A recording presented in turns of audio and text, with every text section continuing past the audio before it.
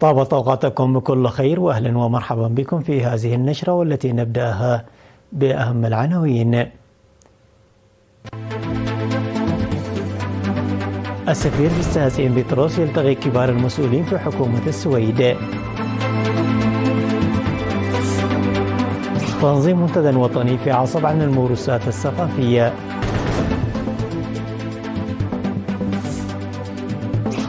مستشفى أورة المرجعي يجري عمليات للوجه والفك.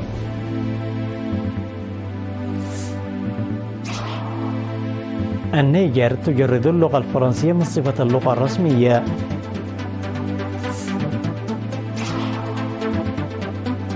إسبانيا تدعو للعلاقات أكثر توازنا بين أوروبا والصين.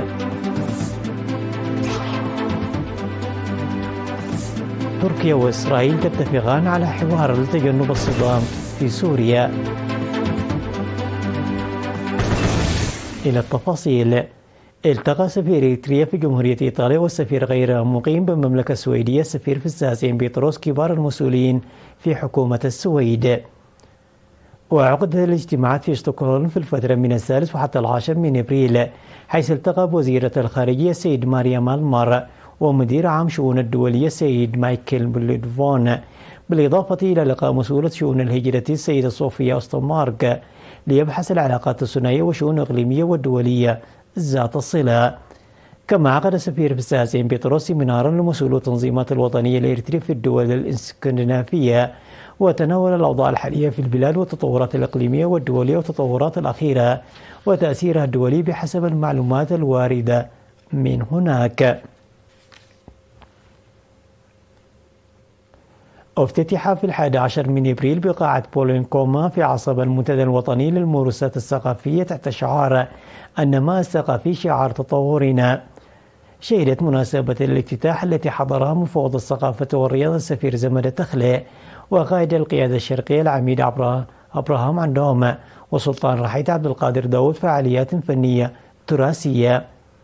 وقال حاكم إقليم جنوب البحر الأحمر السفير محمد سعيد مانتاي في الكلمة التي ألقاها أن التراث الوطني المتحضر أساس اقتصاد متطور ونظام سياسي، داعيا كافة قطاعات المجتمع لتطوير المتميز من تراثنا الوطني الغني ومكافحة واعية لجوانبه السلبية والضارة.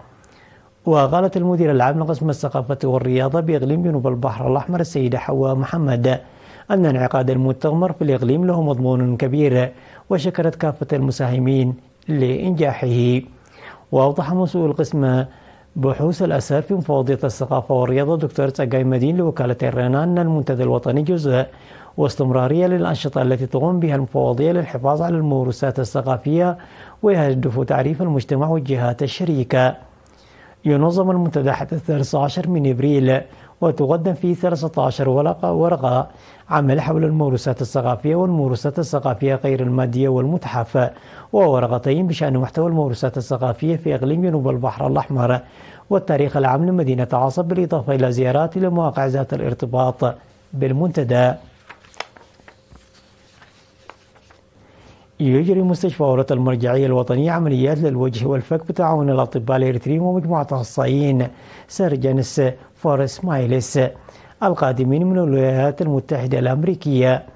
وأشارت إدارة المستشفى إلى أنه يتم إجراء عمليات ل10 مرضى يوميا، وأنه تم إجراء أكثر من 50 عملية جراحية ناجحة حتى الآن، وأن العمليات تجرى منذ 6 من أبريل وأنها ستستمر حتى 12 من أبريل الجاري.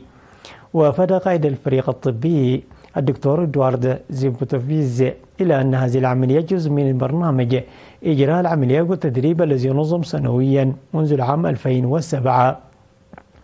وأضاف الدكتور إدوارد أنهم يدربون الأطباء الإريتريين ويتبادلون الخبرات، وأنهم سيعملون للدفع ببرامج تدريب وتمكين الأطباء المعنيين مستقبلا.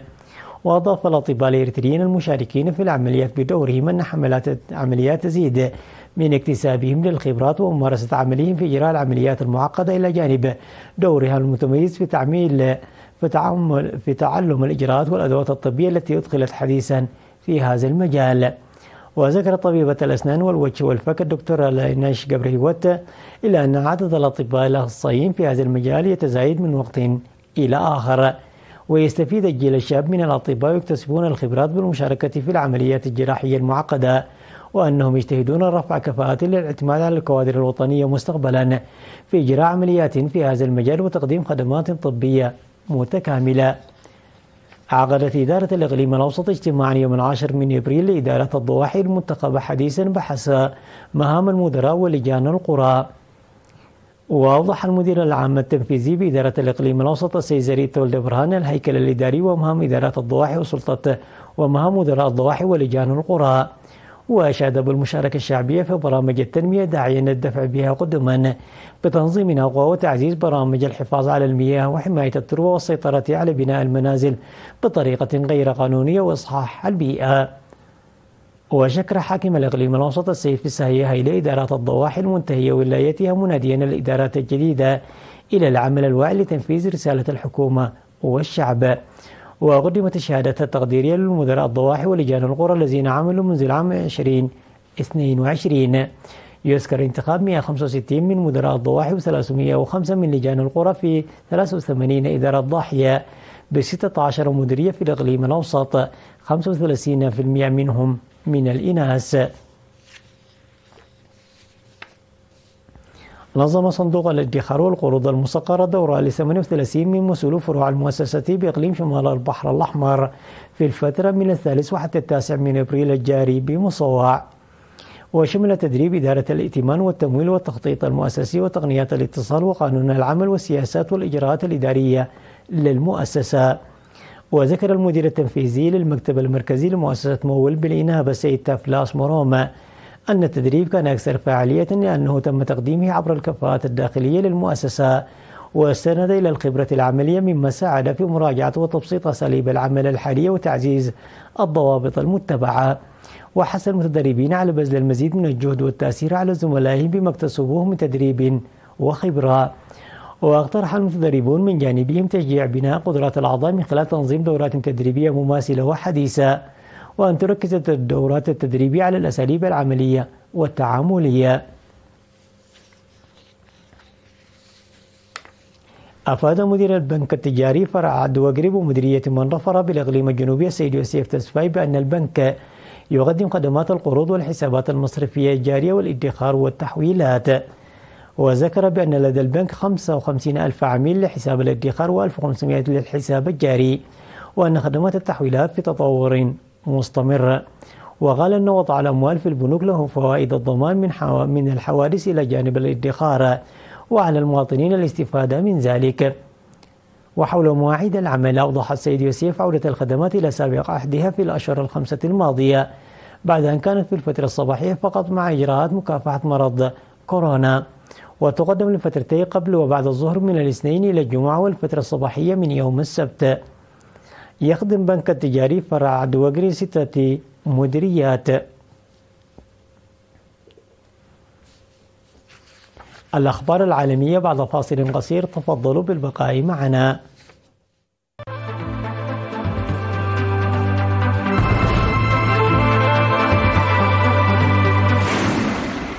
تم تقليص مكانة اللغة الفرنسية في النيجر إلى مجرد لغة عمل، وأصبحت اللغة الهوسوية اللغة الرسمية الوحيدة في البلاد. وهذا ما نصت عليه المادة 12 من الجزء الثالث من الميثاق الانتقالي الجديد الذي وقعه رئيس البلاد عبد الرحمن تشيابي. كما ذكرت راديو فرنسا الدولية فإن 13% من سكان النيجر يتحدثون اللغة الفرنسية، ورغم ذلك احتفظت اللغة الفرنسية بموجب الدستور السابق بمكانتها كلغة للدولة. وكانت اللغات المحلية بما في ذلك الهوسة وسوناي وأزاراما تتمتع بمكانة متساوية كلغات وطنية. ويأتي قرار تخفيض مستوى اللغة الفرنسية من لغة رسمية إلى لغة عمل في أعقاب انسحاب النيجر من المنظمة الدولية للبلدان الناطقة بالفرنسية في مارس من العام 2025.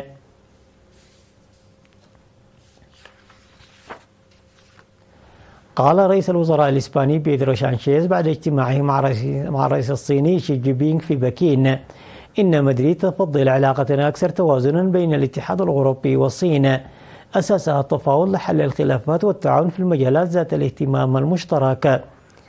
وتهدف زيارة سانشيز لتوطيد العلاقات الاقتصادية والسياسية مع بكين وسط التداعيات العالمية لسياسة الرسوم الجمركية التي يتبعها الرئيس الأمريكي دونالد ترامب حيث يسعى سانشيز إلى جعل إسبانيا محورا بين بكين والاتحاد الأوروبي وجذب الاستثمارات الصينية. ورفض المسؤولون الإسبان تحذيرا من واشنطن من أن التقارب مع الصين سيكون بمثابة انتحار. وفي بداية اجتماعهم قال سانشيز أن إسبانيا ترى الصين شريكا للاتحاد الأوروبي. وأشار الرئيس الصيني إلى أن هذه هي زيارة سانشيز الثالثة إلى بلاده خلال 3 سنوات، مضيفا أن تعزيز العلاقات الثنائية في ظل الأوضاع العالمية الحالية يعزز السلام والاستقرار والازدهار. أعلن مكتب وزير رئيس الوزراء الإسرائيلي بنيامين نتنياهو الاتفاق مع تركيا لمواصلة الحوار من أجل الحفاظ على الاستقرار الأمني وتفادي الصدام في سوريا. وأوضح نتنياهو في بيان له أن وفدا سياسيا أمنيا وإسرائيليا التقى وفدا تركيا موازيا في أذربيجان لإجراء مباحثات حول تنسيق في سوريا. بدوره أكد المتحدث باسم وزارة الدفاع التركية زكي آغاتورك عقد الاجتماع في أذربيجان لبحث آلية تفادي الصدام بين قوات الطرفين في سوريا. كما أكد آغاتورك التزام بلاده بدعم وحدة الأراضي السورية واستقرارها، مشيرا إلى استمرار التعاون مع الحكومة السورية لتعزيز قدراتها الدفاعية ومكافحة الإرهاب، لافتا إلى أن الإجراءات التركية تتم وفقا للقانون الدولي واتفاقات ثنائية دون استهداف أطراف ثالثة. أعلنت وزارة الخارجية السورية توقيع اتفاق مع كوريا الجنوبية لإقامة علاقات دبلوماسية للمرة الأولى، حيث من المزمع عن تبادل افتتاح السفارتين بين البلدين. وأفاد بيان للخارجية السورية بأن الوزير أسعد الشيباني استقبل وفدا رفيع المستوى من جمهورية كوريا الجنوبية برئاسة نظيره جو تي يول. كما استقبل الرئيس السوري أحمد الشرع أيضا شو وفق بيان الرئاسة. وفق بيان الخارجية فإن الطرفان اتفقا على فتح السفارات وتبادل البعثات الدبلوماسية للبلدين. وأكد أن هذه الخطوة تأتي في إطار الجهود لاستعادة الدور الرائد في المنطقة والعالم للجمهورية العربية السورية الذي فقدته بسبب سياسات النظام السابق.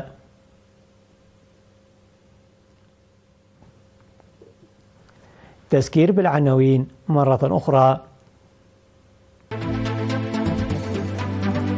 السفير في الساسيين بيتروس يلتقي كبار المسؤولين في حكومة السويد. تنظيم منتدى وطني في عصب عن الموروثات الثقافية. مستشفى أوروة المرجعي يجري عمليات للوجه والفك.